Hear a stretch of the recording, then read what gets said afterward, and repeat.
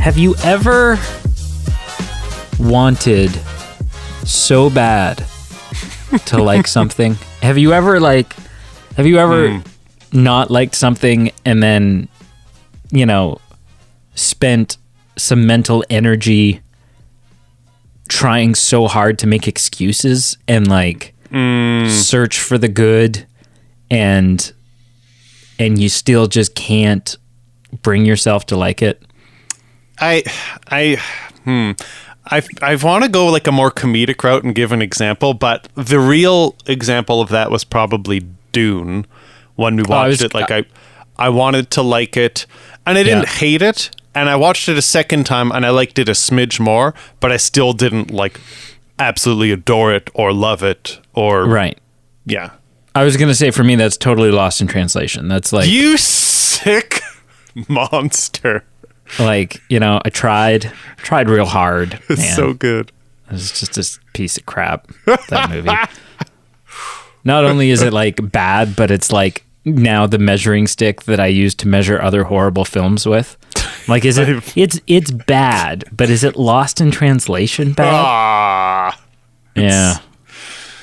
Welcome to the Movie Men podcast. I am Peter. That is Brady. And I am curious, oh so curious, as to where this segue or this icebreaker is going. Jurassic World Dominion is a horrible film.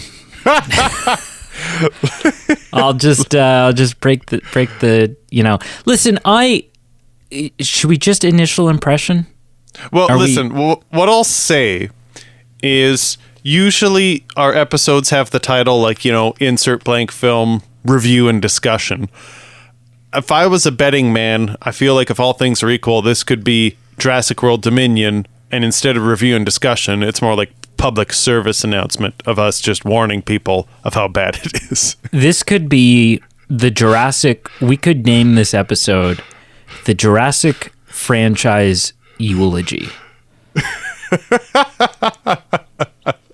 Both because it is the last one, and both because it's dead. Should be dead.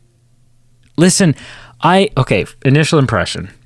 And obviously, as the returning listener would know, and anyone new to the show should know, spoilers. It's as if we're assuming you've seen all the film, and we're gonna spoil the shit out of this. We're going to spoil it like a 2001 Vin Diesel car. And this is genuinely, this is probably the first time that I don't feel any guilt over that. Right. This is the first time that I'm listen, if you're thinking about going to seeing this, don't. There's some things you should know. Right. Or just don't. I want to preface this by saying two things. Sure. One is that, last week you said that you were dubious going into it, that you'd seen the trailers and there was, some red flags, and you had your doubts going in. Yeah. I didn't. I was I saw the trailers and I was this looks like everything I want it to be. It looks like all of with Laura Dern and Sam Neill and Jeff Goldblum and everything that's happening, it looks like the perfect amount of fan service that I want. This looks like a joyous, just nostalgia ride. I was pumped. Even after you said what you said, even after I saw some negative reviews, I was like, you know what? I often don't agree with the critics on Rotten Tomatoes, so that didn't who cares? That didn't deter me at all. I sent you a message the other night, and I was like, okay, just because you saw it, and I was like, just thumbs up or thumbs down. Tell me what, thumbs up or thumbs down. And you gave me a thumbs down, and Brianne and I started talking about it, and we're like, you know what? We both have very different movie tastes than Pete, so even Pete saying that is not we're like, oh, right. We might probably still love it just because Pete doesn't like it. And there are many examples of that being lost the case, in translation. 100%. Yeah. Even your unapologetic love for cats, right? And we're still like, okay. That is so not true. So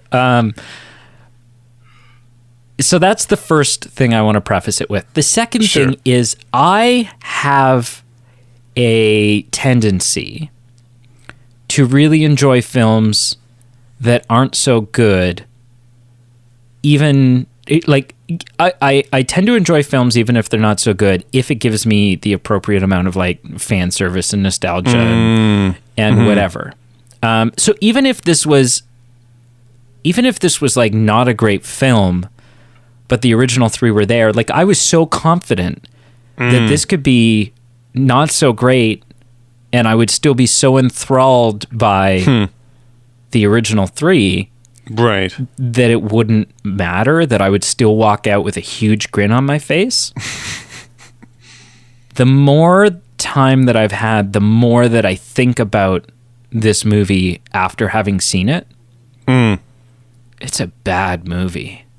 Yep. Like, it's not just, it's bad, and it's like, you know, like we've gone to see movies or we've reviewed movies and they haven't been like super good, and it's like, oh, okay, like this turned out to be a bit of a dud, I wouldn't watch this again.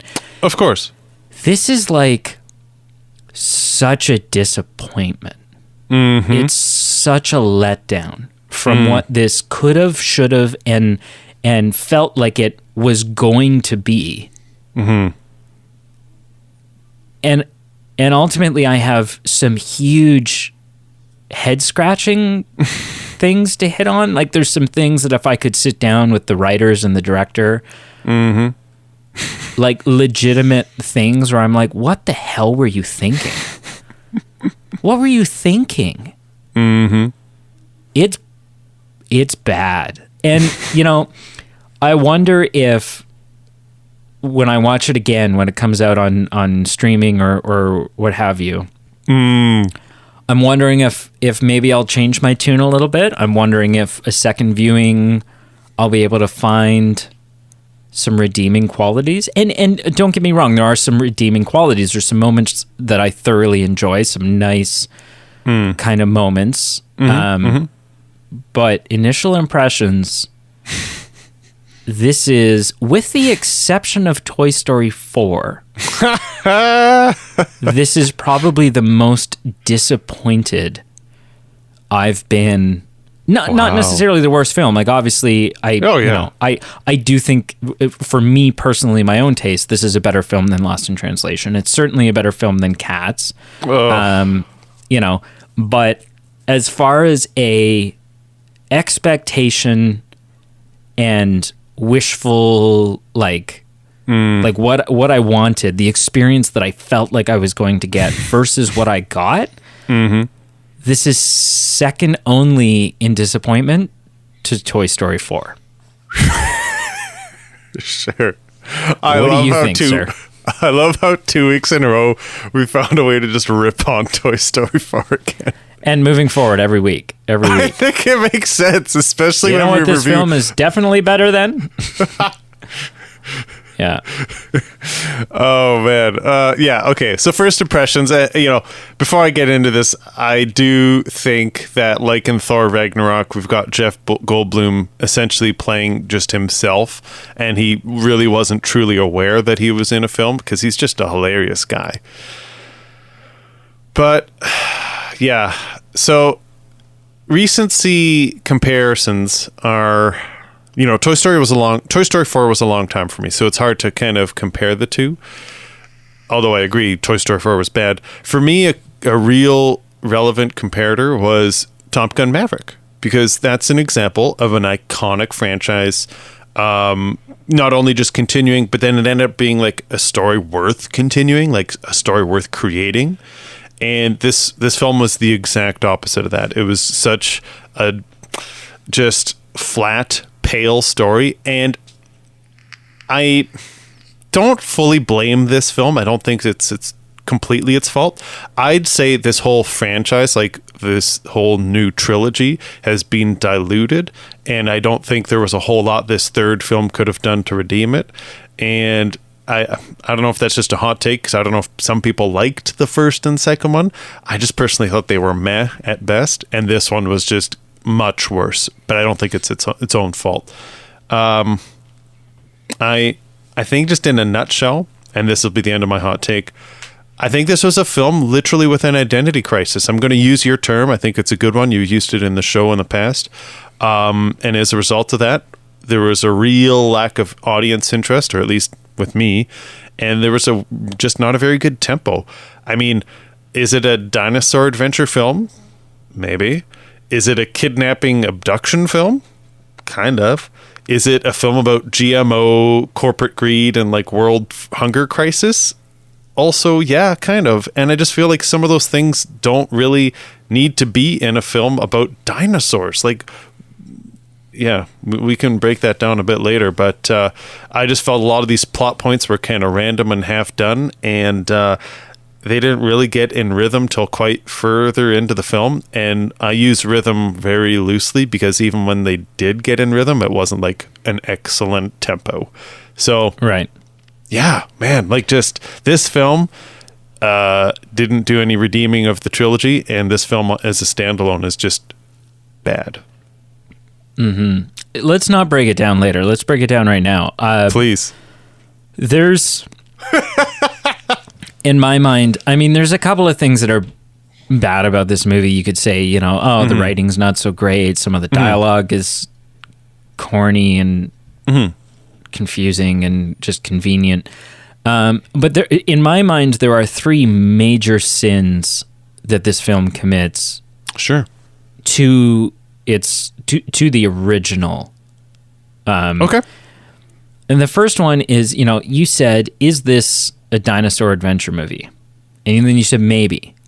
And I think there's a big capital on that maybe. Right. Maybe? Maybe? Right. Because this is the first thing that I'd like to sit someone down. This is the major thing. I'd like to sit someone down and say, what the hell were you thinking? Because this film is not about dinosaurs. Right? The dinosaurs are there sort of as an inconvenient obstacle. Right? This film is about giant locusts. What the hell? That have been engineered to eat all of the crops except for the crops made by the company that engineered them. Yeah. And if we don't somehow stop these locusts, then the world's food supply chain is screwed. Mm-hmm. That is what this film is about. There's some subplots about kidnapping and stuff like that. Sure. And dinosaurs and whatever. But it's not even a film. The final film in the Jurassic Park freaking franchise is not even about dinosaurs. It's about giant engineered prehistoric locusts. Right. And it's like, what the hell were you thinking? 100%. Like, lean heavily on your one unique plot point that is dinosaurs, that is an extinct species of animals being brought back to life. Like, I want to see more of that. There were all those moments, and for me, it was the kidnapping that got to me, but the locusts was just as bad. But all these kidnapping and convoluted famine plots, there were times I literally went like, what are we doing here? Like, this is just, do what you can do well. Again, I'll go back to Maverick. You know, what is Maverick about? There's some other things mixed in there, but it's a fighter jet movie. Or even if just like simple classic action movies, Raiders of the Lost Ark. It's a treasure hunt movie, or National Treasure. It's a treasure hunt movie. And at its core, it's got these things that are just fundamental that they just don't stray away from. And there's romance and there's, you know, comedic moments and other things mixed in there in all these examples I just gave. But it's doesn't stray from its one kind of defining aspect. And this movie, I just really feel does. Yeah. Yeah, no, absolutely. Absolutely. The next big sin that this film commits is this is the first time, the others have sort of strayed in this direction, but this is the first time that this film has not been relatable. So like in especially in the first three, and then sort of in the fourth and fifth, it's been set in a world that we live in, with the exception of there's an island that, you know, that doesn't exist, we've never been to, so we don't have to really suspend any disbelief. but it's like it's our world, and we can kind of process that and apply that to like, oh wow, you know, like what if at this time around there's just dinosaurs everywhere. It's like, you know, it's the difference between it's the difference between, and this is a weird example, I don't know why this is the first thing that popped in my head.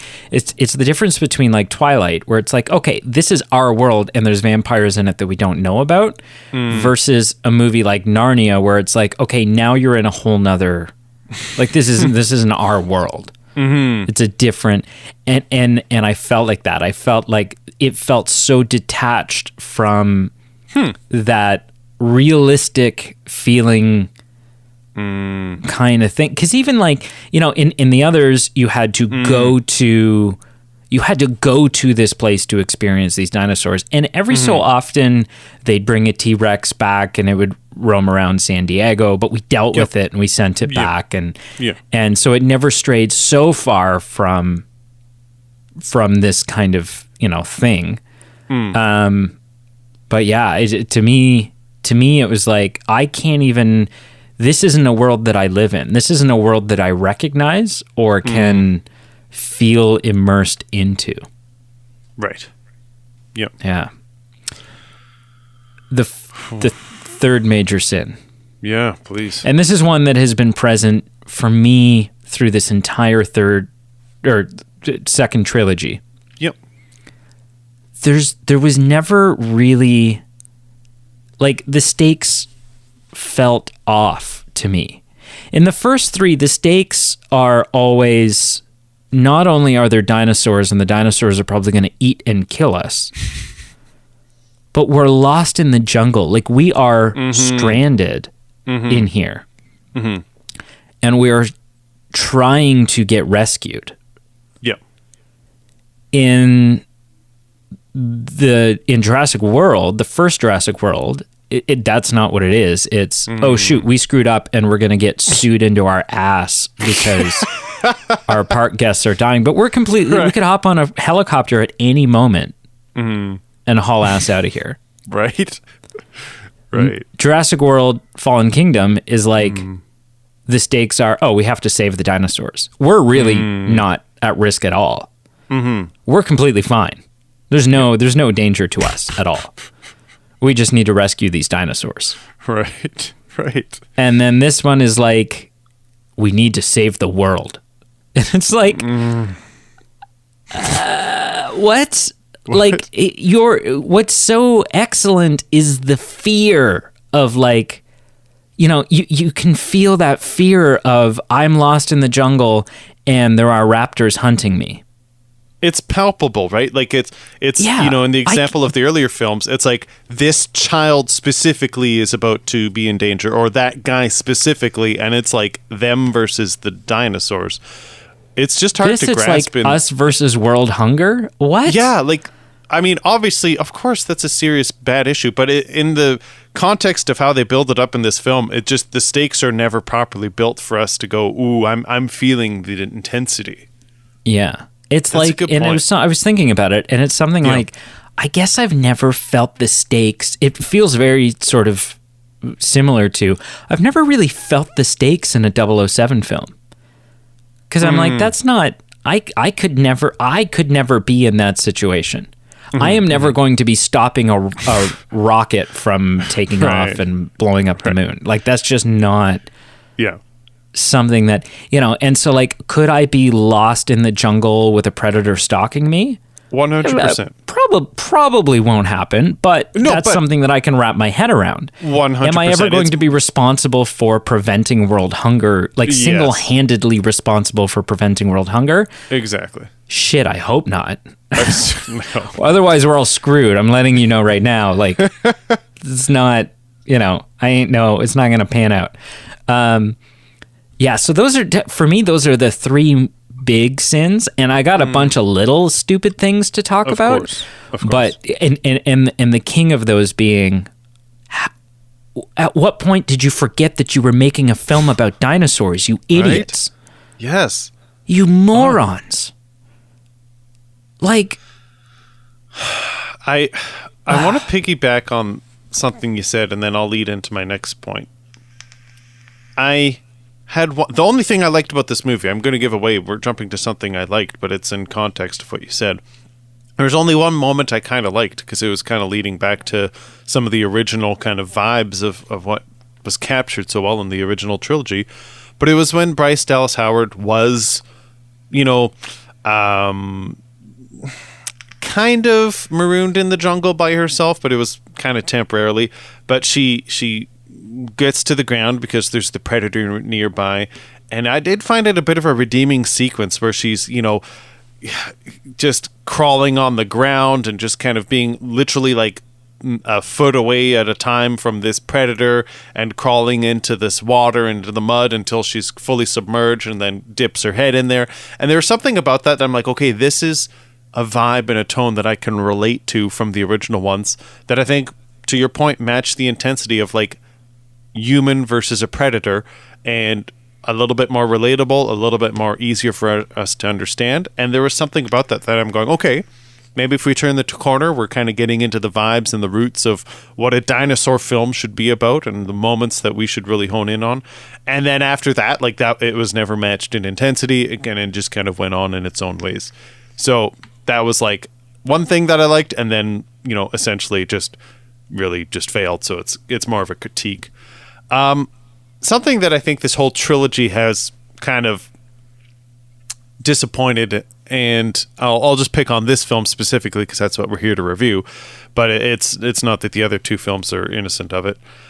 I feel like we've fallen such a long way from what our characters in these films have walked away and been challenged with and have learned.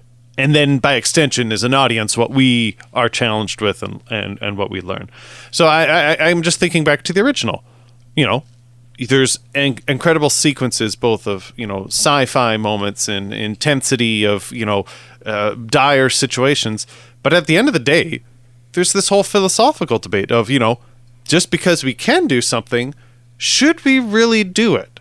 And it's like an undermining, interesting point to it. And just never was I ever challenged to that same degree in this film.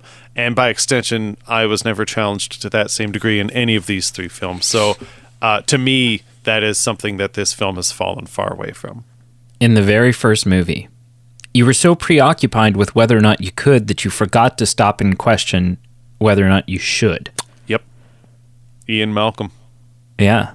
Yeah. Yeah. And that is like the whole thing has been like man playing God and whatever. But it which, I guess that's sort of what was happening with the locusts in this one, but it was like it was more about just like they felt like Bond villains. It was like it was more about greed than it was anything else. Philosophical underpinnings, yeah. Yeah. So other things that suck about this movie. Honestly, a lot of the visuals, like it seems to pick up, but there's towards the beginning, there's definitely some like CGI dinosaur scenes where I'm like, am I watching a trailer for an upcoming Jurassic Park video game? Like some of it is just, and I was thinking about it, and here's a bit of a hot take, but like, and in this example, they were smart enough to do it in the dark, so it was hard to see. They were smart enough to do it in the rain so that it wasn't a super clear image. Nothing in the entire Jurassic World Park franchise has ever come to look as good as the T-Rex in the rain in that first film. Agreed. And so weird that was where they topped out on visuals. Mm-hmm. Like it never weird. Looked as good yeah. as that moment. I would say it came close, if not equal, in the second film when there were the two T-Rexes. Like it didn't get worse. But I totally understand your point of, we've come 30 years and that is where you peaked out.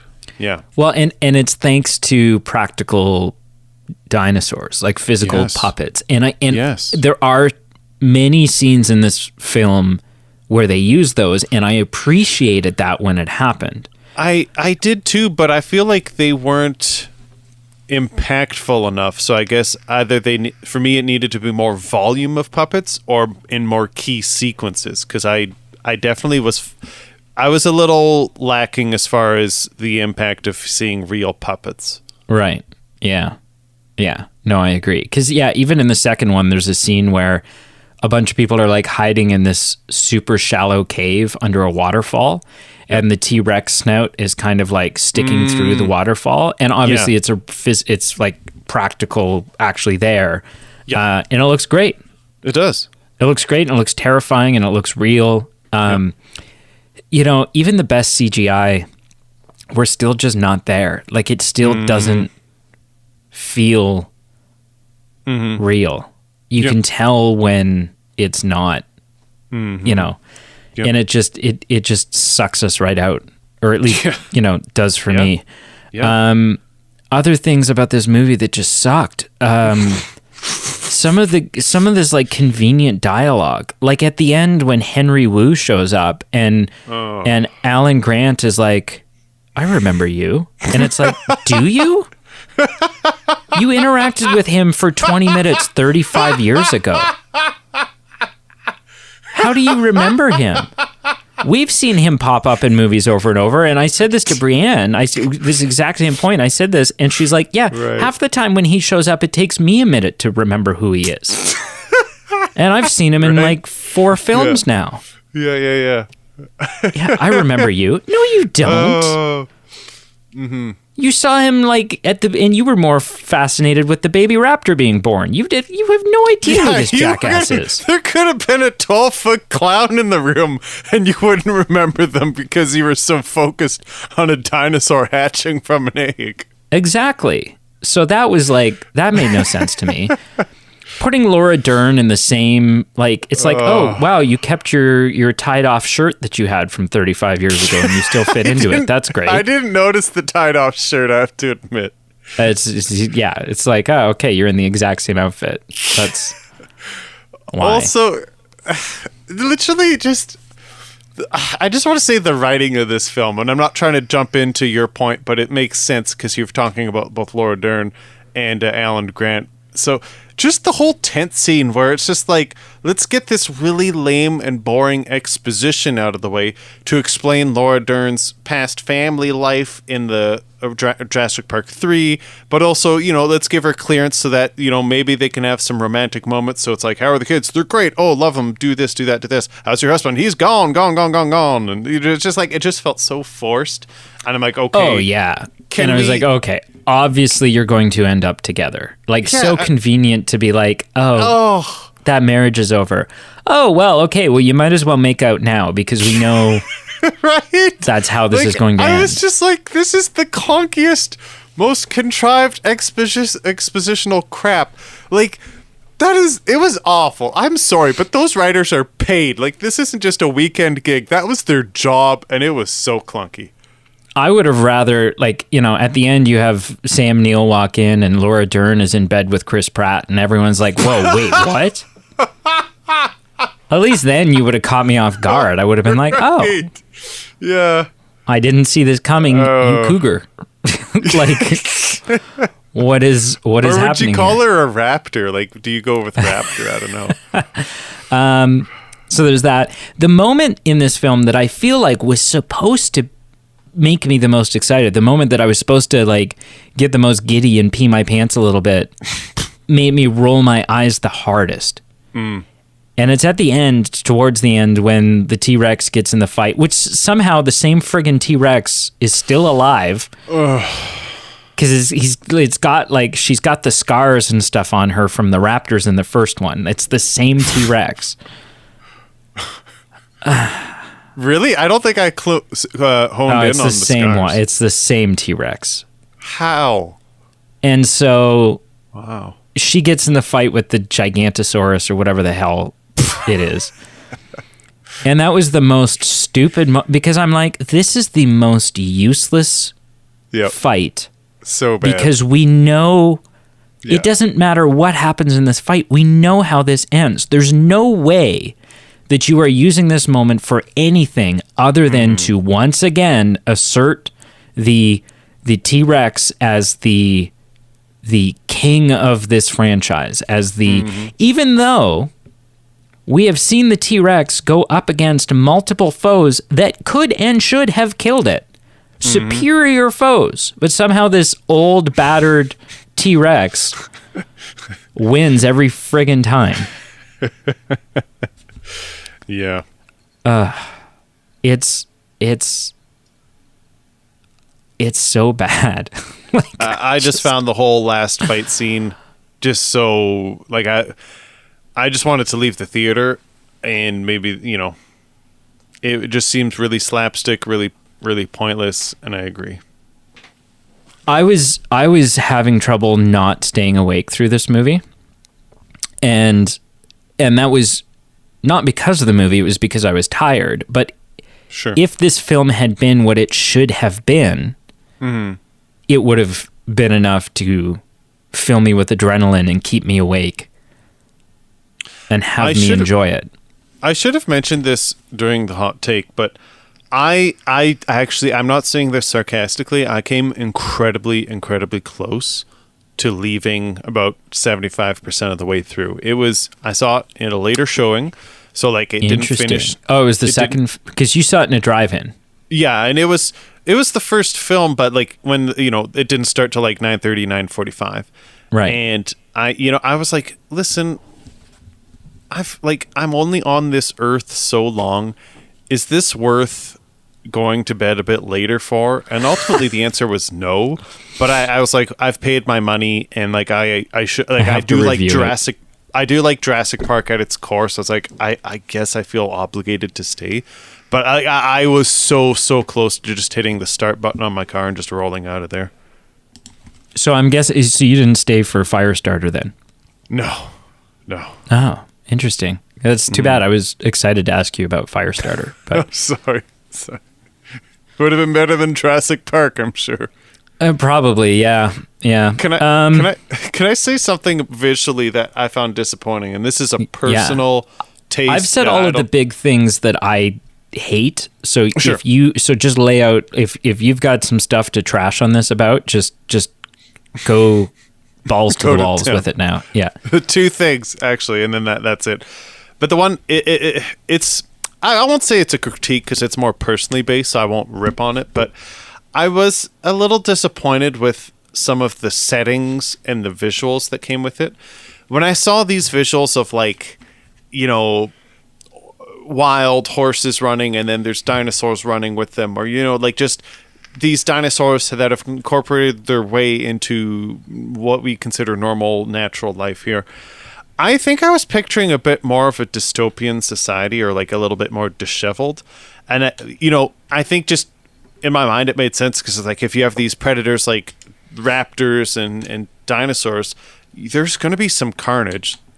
That's just the reality of it. And I felt like I was expecting the world order to be a little bit more out of whack. And so I was picturing a bit visually, if you can picture the Will Smith I Am Legend, you know, New York City, when they're, you know, it's overgrown with grass and it's like a concrete jungle, but it's kind of like a real jungle with grass overshooting it. And just due to the chaos of human life being different with like predators around. And I think visually I just wanted something like that because I think that would be cooler and maybe a bit more believable. I will admit that's a bit more of a personal taste, so I won't say it's a critique of the film. I think just the last thing, and it's just an ending statement because we've covered most of the things I wanted to say. Just this entire franchise, that is Jurassic Park, should have finished with the original second or the third one at most, and or at very minimum, alternatively, this trilogy should have been a whole lot better or just not existed, because it was I'm classifying the whole trilogy as a colossal failure, and this third film is just like the poster boy or like the checkmate. So I'm not in love with the first Jurassic World, but I don't hate it, and I think that if they had, I mean, that one doesn't even end with a cliffhanger. Like, you could have just given us that as a years later reboot, Sure. one standalone thing, and I would have eaten that up. I would have been like, okay, cool. Yeah, you know what? That was fun. That was fair. It just kind of drives home the point that we will never be ready for this, and it's always going to be a bad idea. Sure. But I can live with that point. Yeah, if it had just been that as a standalone, I think I would have a more easygoing verdict. You reminded me of one last thing, and it's probably also like my second biggest thing, so I can't believe I almost forgot it. Not only is this film not a film about dinosaurs, we seem to have somehow forgotten about the dinosaurs by the end of the movie, because it's like, so the film starts out and the setting that they set is, okay, there's dinosaurs everywhere now, and this is a real issue. People are getting eaten, and trailer parks are getting attacked, and like, shit's bad. Oh, wait, there's also these locusts. Oh, okay, right. Let's deal with the locusts. And then we deal with the locusts, and it's like, and then the humans and the dinosaurs lived in harmony for right? the rest of their days. And I'm like, wait, everything's fine now? There's still, right. It's not like you wiped out all of the carnivores and there's just some like fun plant-eating herbivores flying around and doing what, like, how is this not still an issue?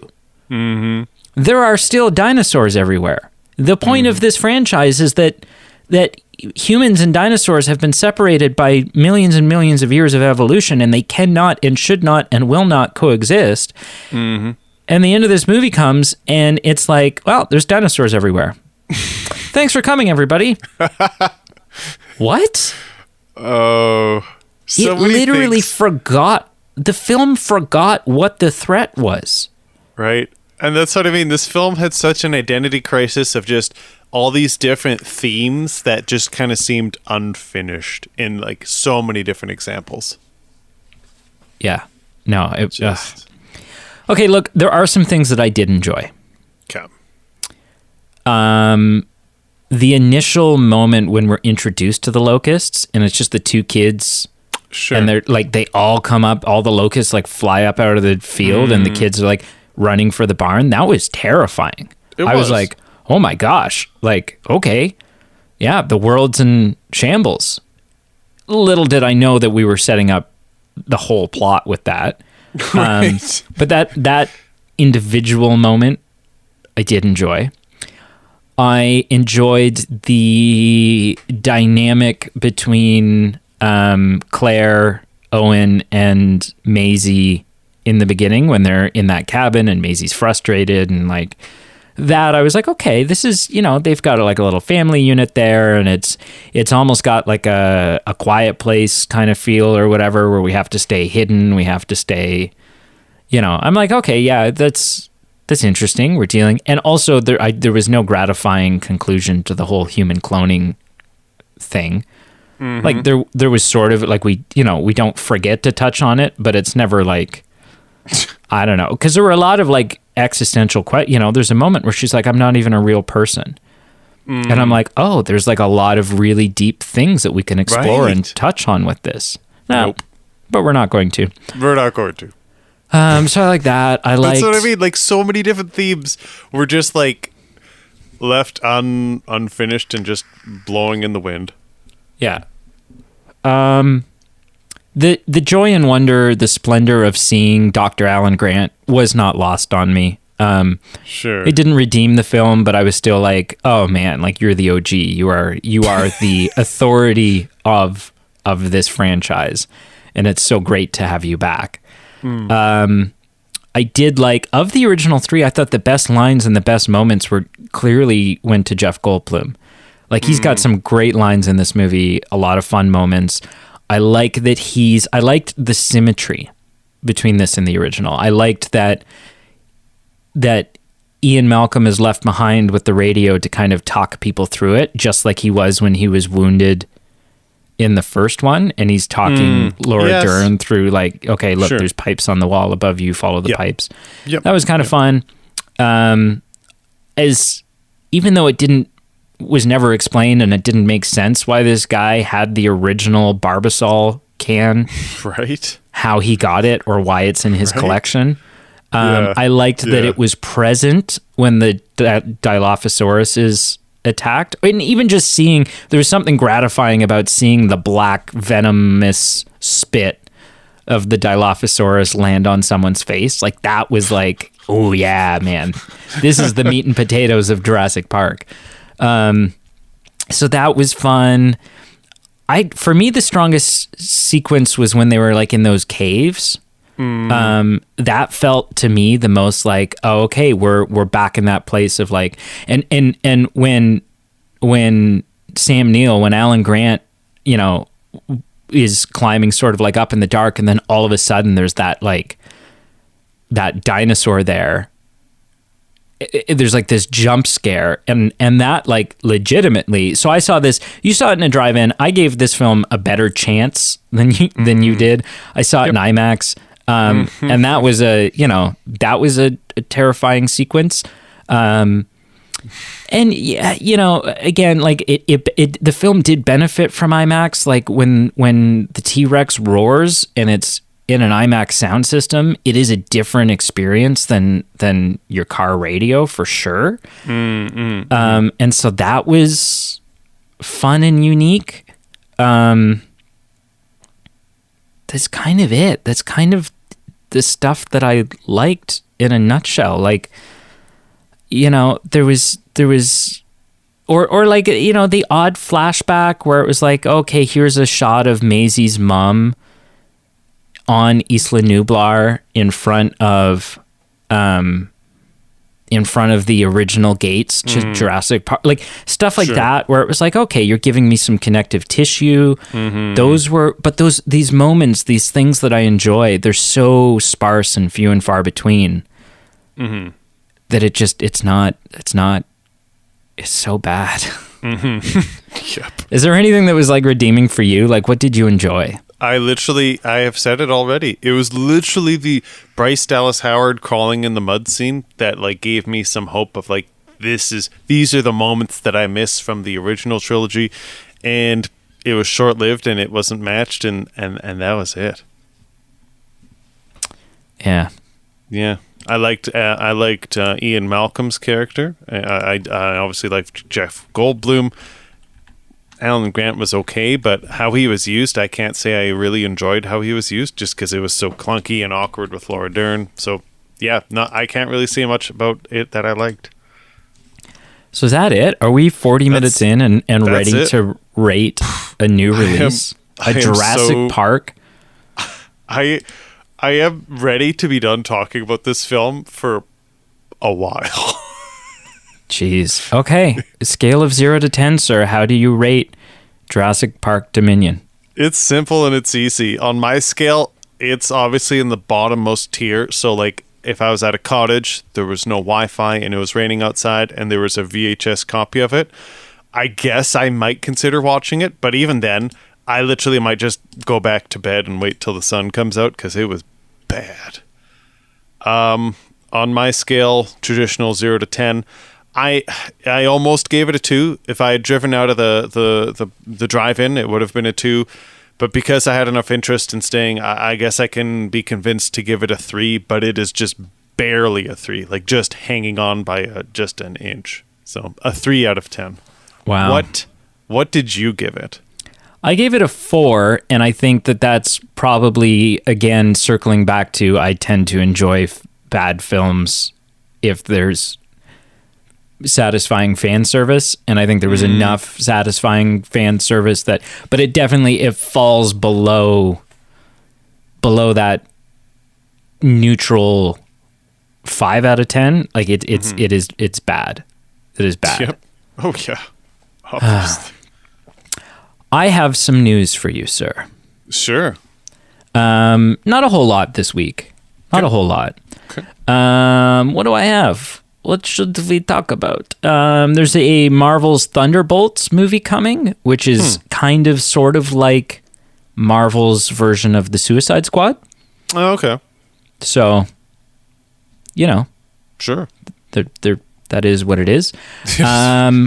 Listen, this next piece of news, this needs to light a fire under our asses. Okay. It is we are officially getting Paddington 3. Okay. So it's time. Yeah. It's time for us to watch, and I think at this point we have to review Paddington 2.